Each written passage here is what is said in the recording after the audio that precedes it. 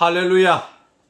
추석 명절입니다. 온 가족과 함께 은혜 가득, 축복 가득한 명절 보내시길 바랍니다. 9월 9일 금요일 묵상할 말씀은 사사기 2장 16절에서 23절입니다. 봉독합니다. 여호와께서 사사들을 세우사 노력자의 손에서 그들을 구원하게 하셨으나 그들이 그 사사들에게도 순종하지 아니하고 오히려 다른 신들을 따라가 음행하며 그들에게 절하고 여호와의 명령을 순종하던 그들의 조상들이 행하던 길에서 속히 치우쳐 떠나서 그와 같이 행하지 아니하였더라. 여호와께서 그들을 위하여 사사들을 세우실 때에는 그 사사와 함께 하셨고 그 사사가 사는 날 동안에는 여호와께서 그들을 대적의 손에서 구원하셨으니 이는 그들이 대적에게 압박과 괴롭게 함을 받아 슬피 부르짖음으로 여호와께서 뜻을 돌이키셨음이거늘 그 사사가 죽은 후에는 그들이 돌이켜 그들의 조상들보다 더욱 타락하여 다른 신들을 따라 섬기며 그들에게 절하고 그들의 행위와 패역한 길을 그치지 아니하였으므로 여호와께서 이스라엘에게 진노하여 이르시되 이 백성이 내가 그들의 조상들에게 명령한 언약을 어기고 나의 목소리를 순종하지 아니하였은즉 나도 여호수아가 죽을 때 남겨둔 이방 민족들을 다시는 그들 앞에서 하나도 쫓아내지 아니하리니 이는 이스라엘이 그들의 조상들이 지킨 것 같이 나 여호와의 도를 지켜 행하나 아니하나 그들을 시험하려 함이라 하시니라. 여호와께서 그 이방 민족들을 머물러 두사 그들을 속히 쫓아내지 아니하셨으며 여호수아의 손에 넘겨주지 아니하셨더라. 아멘. 오늘 본문은 사사시대의 영적 상태를 잘 보여주고 있습니다. 하나님께서 사사를 세우셨습니다. 사사, 샤파트라고 하는 이 원어는 심판자 혹은 판결자라는 뜻입니다. 평상시에는 그들의 어려운 일을 재판하는 자고 위기의 순간에는 군사 지도력을 발휘했던 위기의 순간에 그 백성을 구원의 길로 인도했기 때문에 구원자라고도 불립니다. 왕정 시대가 아직 시작되지 않았기 때문에 그들은 왕도 아니고 제사장도 아닙니다만은 왕이랑 제사장 이 리더들하고 차별점이 있는 특징이 있다고 한다면 왕이나 제사장은 세습하는 신분이었지만 사사들은 세습이 되지 않고 위기의 순간 그때그때 하나님께서 그 사사들을 세우사 위기 가운데 건져낸 리더들을 사사라고 부릅니다. 하나님은 자기 백성이 하나님을 떠날 때에 그들이 하나님 품에 다시 돌아오라고 하나님 품에 다시 돌아와 하나님을 바로 섬기는 백성이 되게 하시려고 그 백성들을 이끌 영적 지도자를 세워줬습니다. 사사들입니다. 사사들을 통해 하나님의 뜻이 전달되고 하나님의 말씀을 바로 가르치도록 했습니다. 하지만 17절, 20절 여러분이 보시면 알겠습니다만은 이스라엘 백성들은 하나님께서 세우신 사사들의 가르침을 들으려 하지 않습니다. 그 뜻을 순종하지 않습니다. 사사들의 뜻을 순종하지 않는다? 그 말씀은 사사들을 세우신 하나님께 관심이 없다는 거예요. 하나님의 권위에 순종하지 않는 것이죠.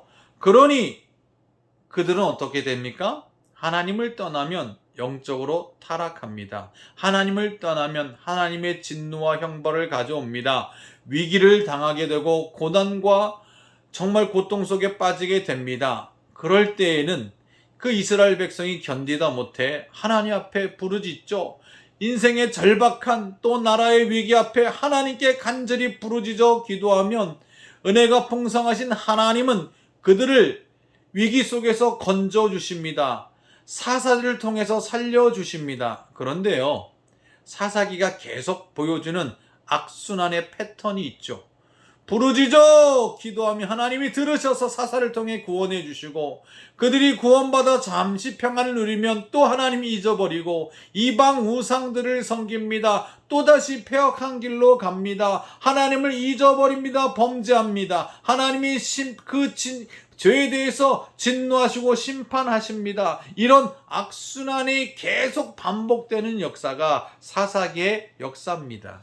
하나님께서 여호수아를 통해서 1차 정복전쟁, 7년 가나안 전쟁을 승리로 이끌어 주셨지만 그 전쟁이 완성형의 전쟁은 아닙니다. 완전한 정복전쟁은 아니에요.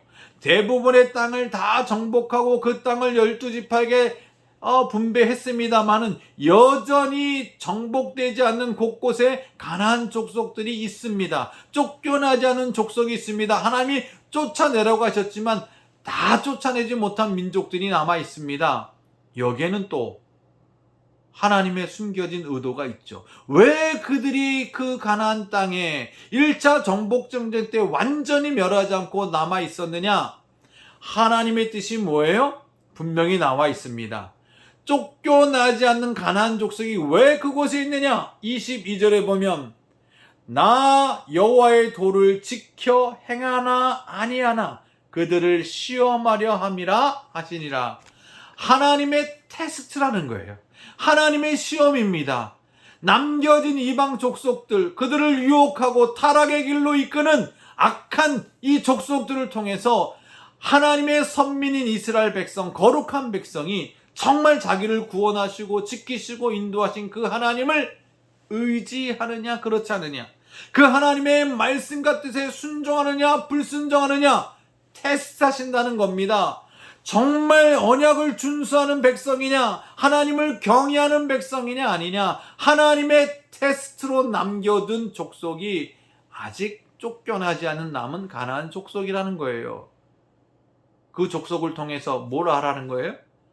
끝까지 나는 하나님을 섬기겠습니다. 하나님 앞에 거룩하게 살겠습니다. 위기의 순간이나 평안한 순간이나 절박한 순간이나 정말 하루하루 평범한 평안을 누리는 생활이나 나는 하나님의 말씀에 순종하는 백성으로 살겠습니다. 라는 하나님의 순종 테스트에, 믿음의 테스트에 하나님은 잘 이겨내는 백성이 되길 원하신 겁니다. 그러나 결과적으로 알죠. 그들은 실패했습니다. 테스트에 과락했습니다. 그래서 엄청난 고통과 정말 괴로움 속에 살아갔던 영적 암흑기가 사사시대가 된 것입니다. 사랑하는 성도 여러분, 목적이 이끄는 삶에 보면 이런 은혜로운 글귀가 있습니다. 우리 인생이라는 모든 것은 다 테스트다.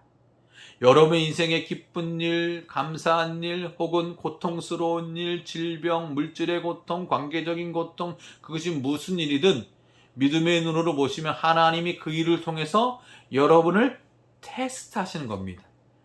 템프테이션이라는, 유혹하고 우리를 넘어뜨리게 하는 이런 템프테이션이 아니라, 유혹이 아니라 테스트, 그거를 잘 통과해서 더 아름다운 신앙의 인격체로 하나님의 뜻을 순종하는 거룩한 백성으로 살기를 원하신 것입니다. 사랑하는 성도 여러분, 이번 명절 연휴가 또 다른 어떤 테스트가 여러분의 믿음을 테스트하고 인격을 테스트하고 하나님을 섬기느냐 그렇지 않느냐, 삶의 자리에서 어떻게 살아가느냐 테스트하십니다. 부디 바라기는 그 테스트를 잘 통과하는 믿음의 사람 되시기를 바랍니다. 은혜롭고 행복하고 가족과 함께 영적으로 하나 되고 하나님의 은혜와 축복이 넘치는 멋지고 아름다운 추석 명절 보내시고 또 주일에 아름답고 건강한 얼굴로 만나는 은혜가 있기를 우리 주님의 이름으로 축복합니다. 기도합니다. 하나님, 하나님을 떠나는 것은 곧 타락의 길이고 타락의 길에는 하나님의 진노와 형벌이 있을 수밖에 없는 것을 압니다. 아버지, 반복되는 죄악의 악순환에 아버지 빠지지 않게 늘 성령께서 나를 깨워 주시옵소서.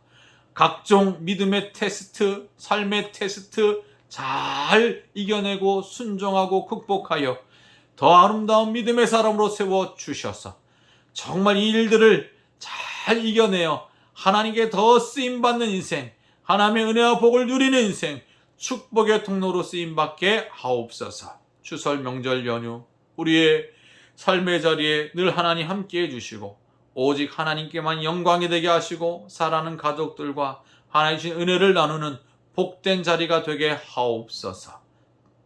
병든 자 낫게 하여 주시고 아버지 하나님 이 나라 이 민족 온 세계를 하나님의 능력의 손으로 붙잡아 주옵소서.